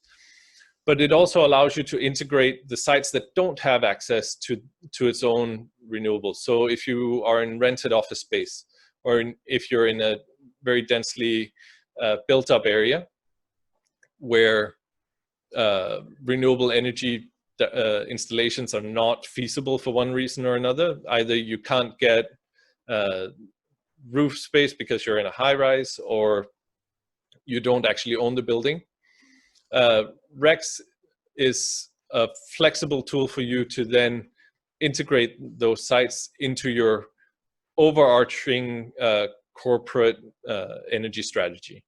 And the other very useful case, these aren't mutually exclusive, of course. Most companies will have some combination of all interventions, but the other major group would be to combine RECs with energy efficiency initiatives. So basically, because you're adding a premium to your electricity bill, the internal ROI for energy efficiency interventions goes up, because you're adding essentially around 5% to your electricity bill. So for each kilowatt hour you save both what you're paying to TNB, but then you're also paying the 5% you would be paying to for the RECs. So it gives you an increased ROI, and thus it sort of enhances your energy efficiency program, and can make projects feasible that otherwise wouldn't be. So you can change your chiller, or your do insulation interventions, whatever it is, and thus improve your overall energy performance. So as I've said a couple of times, while RECs are new, here at Energy, we're trying to do things a little bit differently. The traditional way that RECs are generated and sold is essentially there's a manual audit to ensure that the credits are real, come from real production. That's then noted in a registry, and RECs are then sold bilaterally between a company that has a renewable energy installation and a company that wants to buy it. So this is a limiting process in many ways. Because, well, first of all, it's quite labor intensive, both on the registry side and in the transaction, because the audit itself takes manpower, but it also takes a lot of time for potential buyers and sellers to find each other, to negotiate terms, and typically they're quite long commitments, so that makes it a quite labor-intensive process to negotiate these contracts, meeting with multiple potential buyers and sellers before you find one that suits you. All these kinds of things, it takes quite a bit of time. What we're doing at Energy is that we're building an online platform. The backend is on a distributed ledger and fed by IoT meters at the production sites for the renewable energy installations. this allows us to have to vastly cut down on the manual audit side. So we do annual site audits, but the recs get generated automatically on the blockchain. And so the blockchain allows things to be transferred safely and to maintain the integrity of the credit, even if they're passed around a few stops. We also have the trading front end, which allows buyers and sellers to have access to a bigger marketplace. So that allows for price discovery. It allows companies that may have been scared off from participating in the market at all, allows them access because they have an easy place to go rather than venturing out, finding individual buyers or sellers for them to operate with. The last thing is that we really want to allow rec buyers to tell the stories of the credits they're buying. So make a much stronger link between the specific project and the intervention. So if you're buying, the classic example would be if there's a school that has solar panels on its roof, then you get to tell the story of the place, and we streamline that process on the platform as well. So that's all I had for you right now. I hope there will be a lively discussion at the Q&A. If you have any questions afterwards, or you are interested in exploring how REX could work for your business, please don't hesitate to contact me. My email is here. Thank you again to the Business Council for Sustainable Development Malaysia and the British High Commission for setting up this event for future-proofing your energy strategy. And I look forward to both hearing the other panelists and to have a discussion afterwards. Thank you so much. Ladies and gentlemen, good afternoon. My name is Roberto Benatello. You saw me at the opening of this webinar. It was 1 hour and 46 minutes ago. I really thank you for being with us and for staying with us for such a long time. I really hope you found the presentations interesting. Right now we have, as promised, a Q&A session that will last until 4:15 this afternoon. It's 4:15 p.m. here in Kuala Lumpur. So I am the Executive Director of the Business Council for Sustainable Development Malaysia.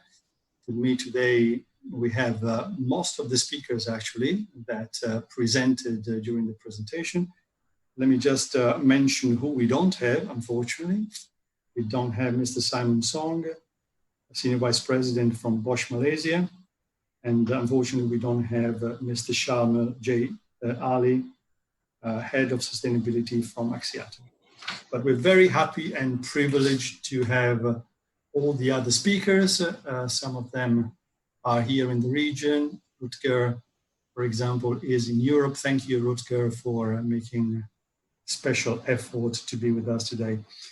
We have received some questions, so I don't know if we're going to have time to answer all your questions. We'll try our best.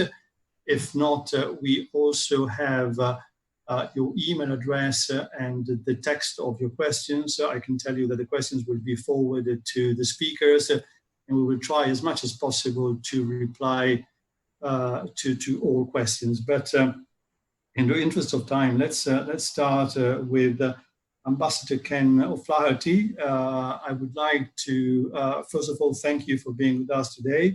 You spoke during your presentation about net zero initiative. I would like to know from your point of observation, do you see this happening in Asia and in Southeast Asia from businesses, and what do businesses have to do in order to speed up this move to net zero? Ambassador, the floor is yours.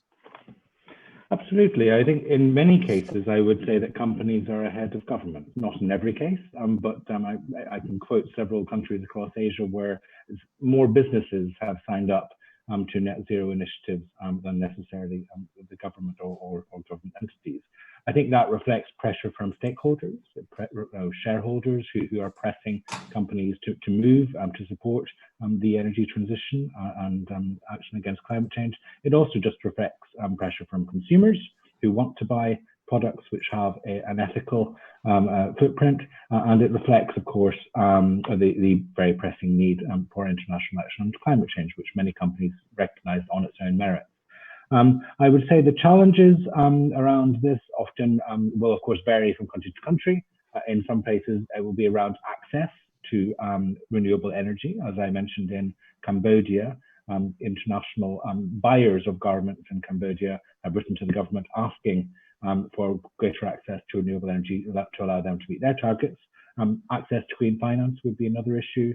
And of course, market distortions. In some Asian countries, there is a lot of subsidy for coal and for fossil fuels, and there are barriers to using renewable energy. And of course, that will make it harder for companies. I think companies can, of course, help change that. Governments tend to listen to business, and they want to encourage growth in the economy. And I think companies which are moving in this area will draw long-term benefits. They will gain first mover advantage and will be better placed for the decade to come. How is it going? How is the COP26 meeting coming along, Ambassador? Do you see better commitment or improved commitments from countries on the reduction of carbon emissions? Absolutely. It seems every week we have new announcements from countries worldwide. So in September, we had the announcement by China that it would seek carbon neutrality by 2060.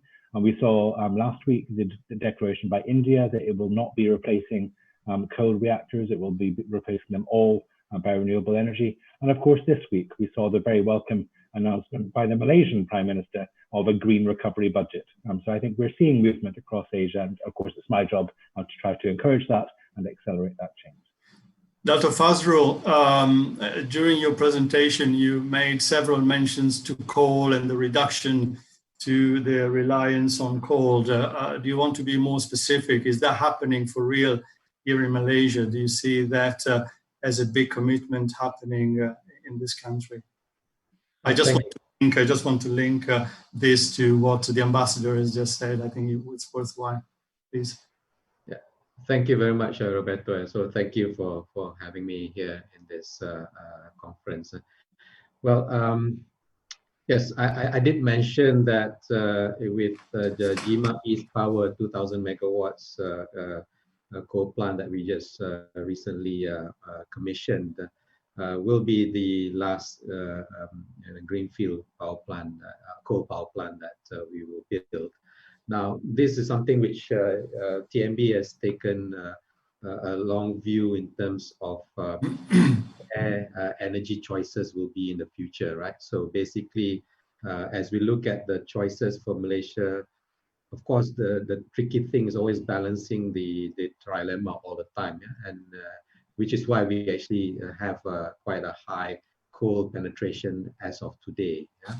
But as we look at the technology of the alternative technologies such as renewables, solar photovoltaics in Malaysia, and also in terms of storage, these technologies are continuing to reduce. The cost is continuing to come down, and to a point that we believe that in the long run, these will be a lot more viable compared to what we have today in terms of coal. And we see that while the coal plants that we have today, these are, by the way, PPA arrangements, right? So it's actually power purchase agreements for coal plants about 25 years. Yeah. So basically, the lifetime will be another 25 years for the Jima East Power coal-fired power plant. But at the same time, within the Tenagas or within the Malaysian generation capacity, there are existing coal plants that will continue to run and expire in the next few years, within the next decade or so. Yeah. So as we look at those expiry, then start to see that the reduction of coal generation sources will start to come down in about 10 years' time. Yeah. And allow me to touch upon briefly what you mentioned during your presentation regarding renewable energies. And you said specifically that right now the cost of gas is around 23 cents per kilowatt hour, if I quote correctly. And right now the cost of solar is around 20 cents per kilowatt hour, but not considering storage. I find this very interesting to see, because you also mentioned that you see storage technology coming along nicely in the next decade and allowing to reach parity, solar plus storage with gas. So what do you think needs to happen from the technology standpoint, from the R&D standpoint, for the storage to be more viable? And also, do you think at some point storage will be also environmentally friendly, so allowing us to use batteries, but also something else to store electricity? You want to comment on that? Yeah, I think the march of technology is actually relentless. Yeah? So essentially what we've seen in terms of the reductions of costs for solar photovoltaics have actually been coming down quite significantly. And we also see the similar trends happening with wind technologies, etc., and as well storage technologies, particularly battery storage. So for us, I think this is something that a trend will continue. This is a trend that we believe will continue. Now the question is, what would make it, accelerate in terms of its economic or cost viability? Now, generally, I think the increased utilization or actually implementation of those technologies actually helps the learning process and improve efficiencies, improve costs and manufacturing costs, and so on and so forth. So that's one. So having a clear kind of pathway with regards to the implementation of certain technologies in a particular market, like for example Malaysia, we can actually learn from those technologies and bring that learning back into the process and reduce overall costs further. Now, the other aspect of cost reduction of these technologies comes in the form of economies of scale. Yeah, driving the size of the deployment of such technologies, not just only at one lumpy moment, but I think continuously. Yeah, continuously having those kind of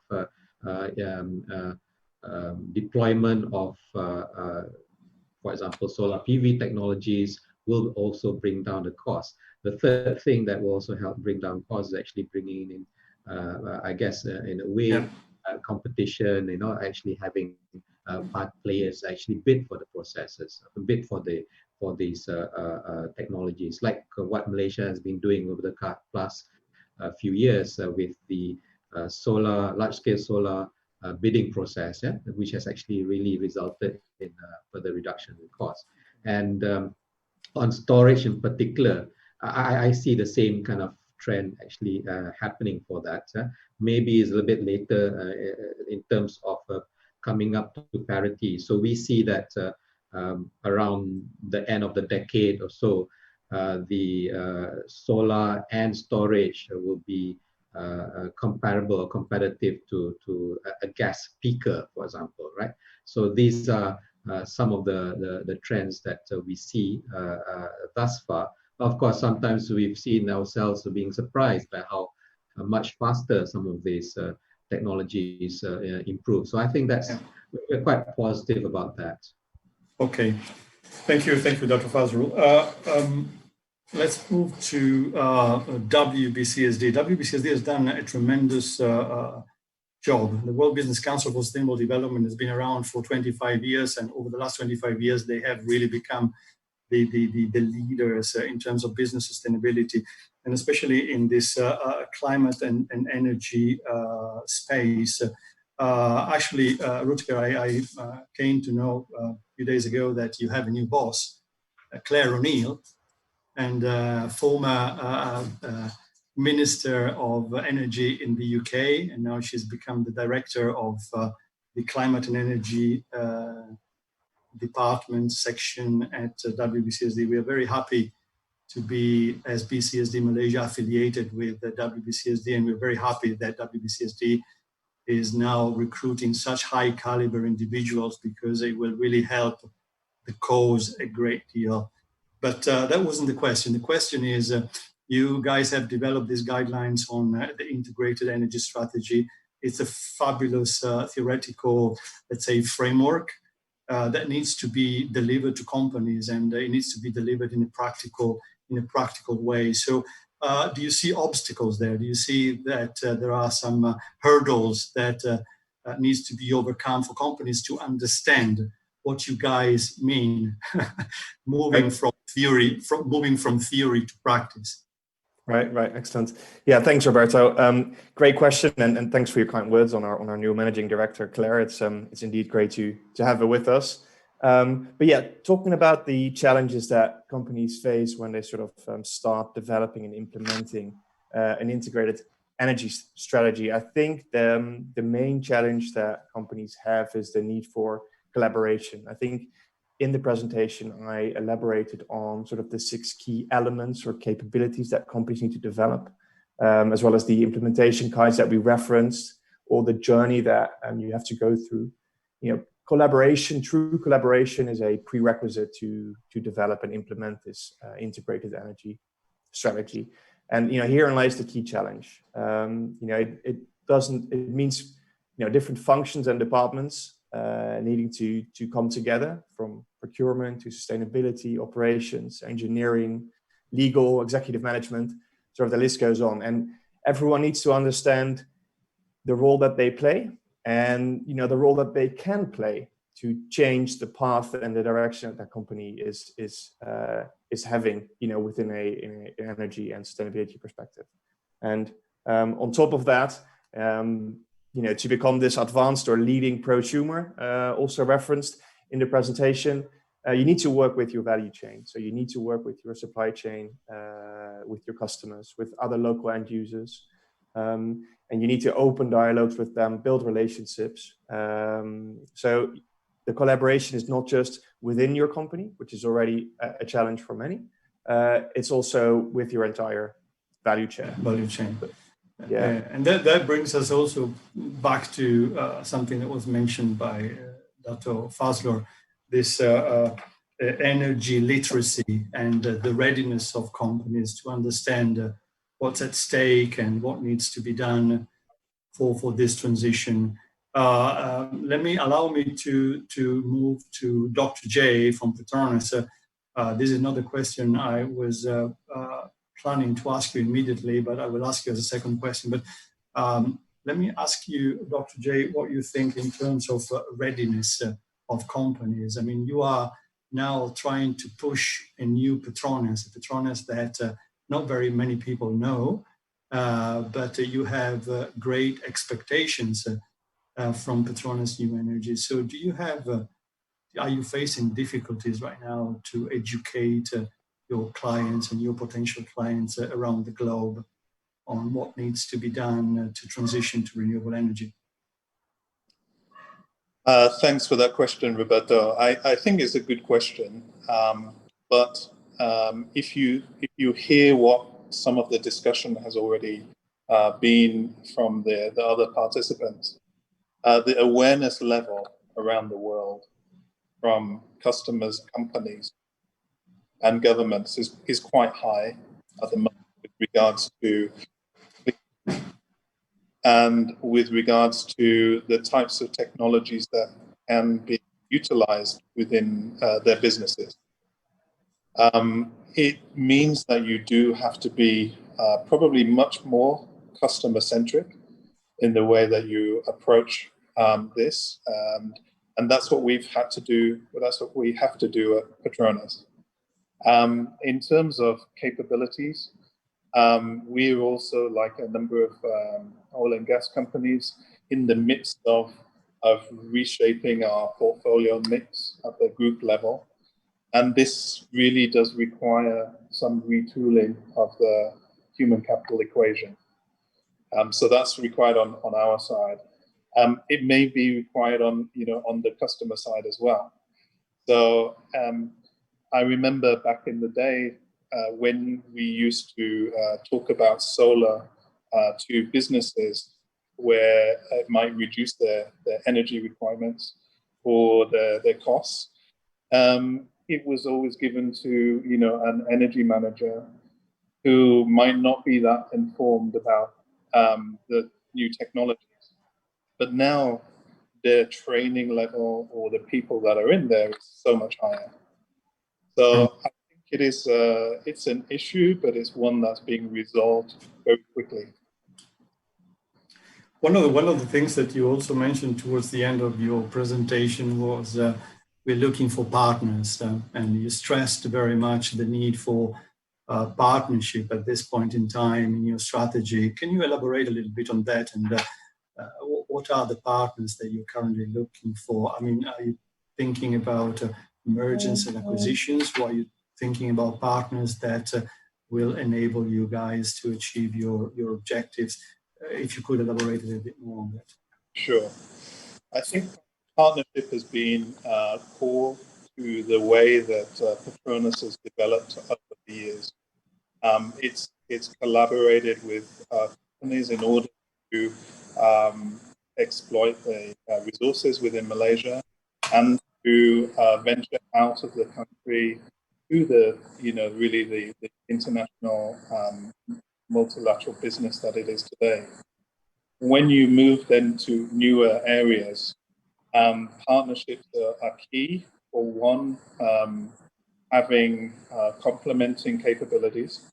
If we look at areas like offshore wind, for example, we see a lot of partnerships happening across the globe. Partners bringing in that local knowledge as well as the technical capability. And I think that will be very important. So it can come down to sharing of technical capability. It can come down to partnering because of resources that you have, including capital. It can come down to the local knowledge that partners may have. And it can come down to the scale of what the ambition is for various companies today. I just do not think you can do it all on your own. And so the time is really to collaborate, and that's what we really want to pursue. Yeah. We also believe that at BCSD Malaysia level, but also WBCSD, that collaboration is not happening enough to make the big transformations that are needed. We just received a question for Petronas. It's very fast one. How many projects of rooftop has Petronas achieved?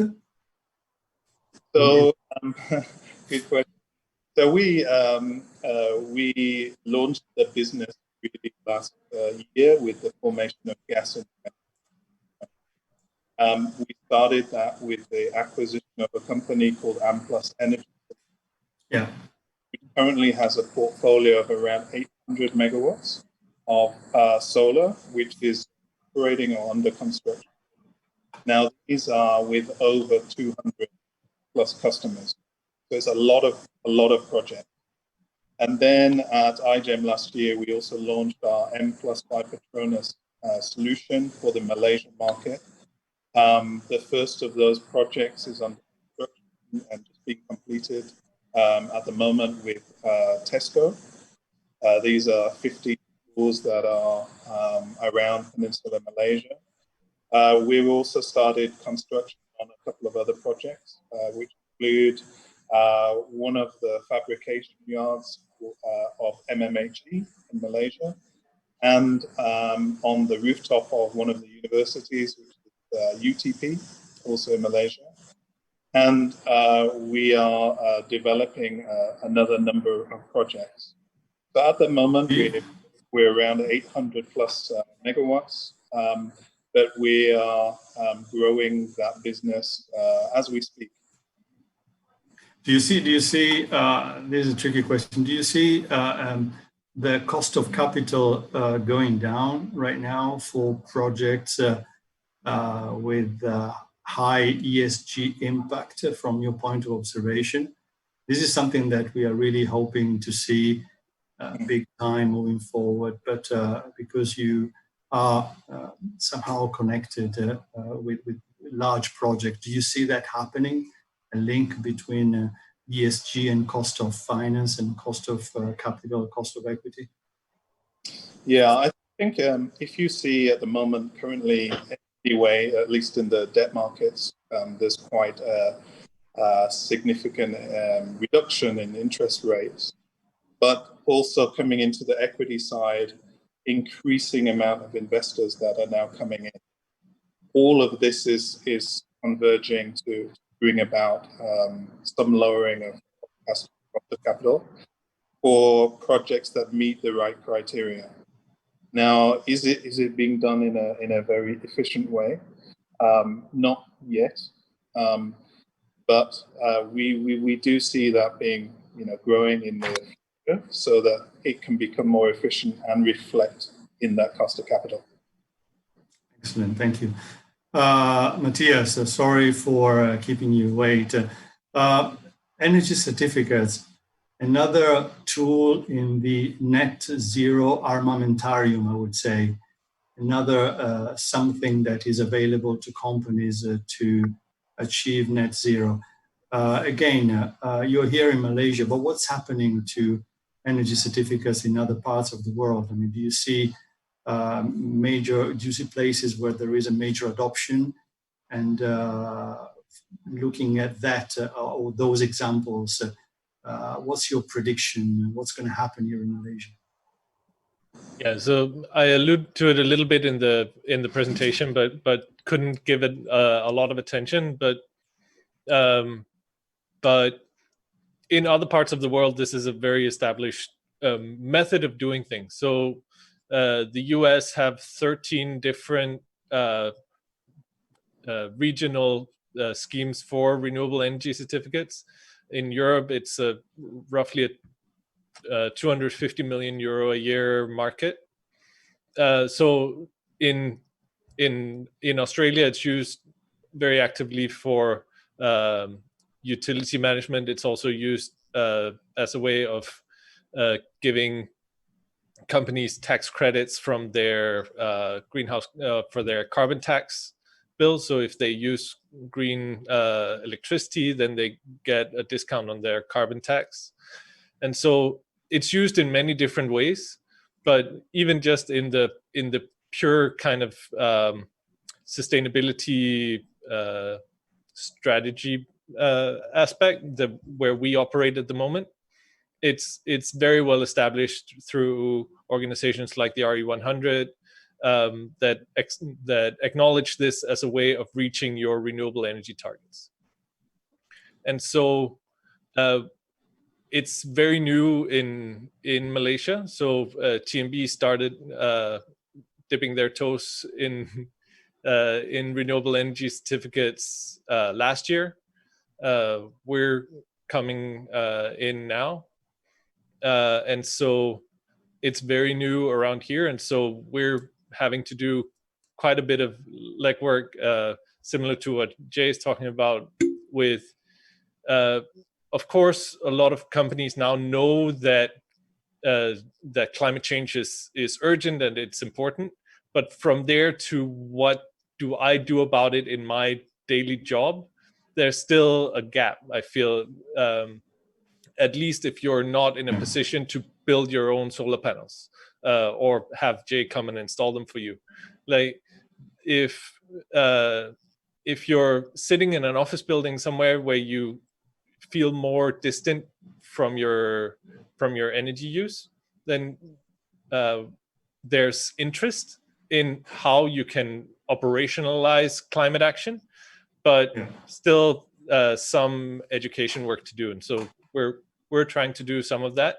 I know TNB has done quite a bit on that. I'm sure BCSDM will do significant work on that. But we'll try to facilitate. We're getting to the end of our time slot, guys. Sorry about this. And is there anything urgent that any of you wants to say at this stage. I think we covered pretty much everything with the time that we had available. So I wish to thank you very much for your time. I take this opportunity to apologize for having been on your case too much over the last weeks to get your presentations and the material. But I think the outcome was good, and I'm very happy with what we have delivered. So we'll try to reply to some of the questions that have been unanswered, and we'll do that in the coming days. I think this is what this is it for today. This is what we have time for, and I wish to thank all the attendees at IGEM and those who came to this conference, and I really hope you enjoy the show. And until next time, thank you very much, and goodbye. Thank you. Thank you. Thank you very much. Thanks, Roberto. Have a good conference. Thank you.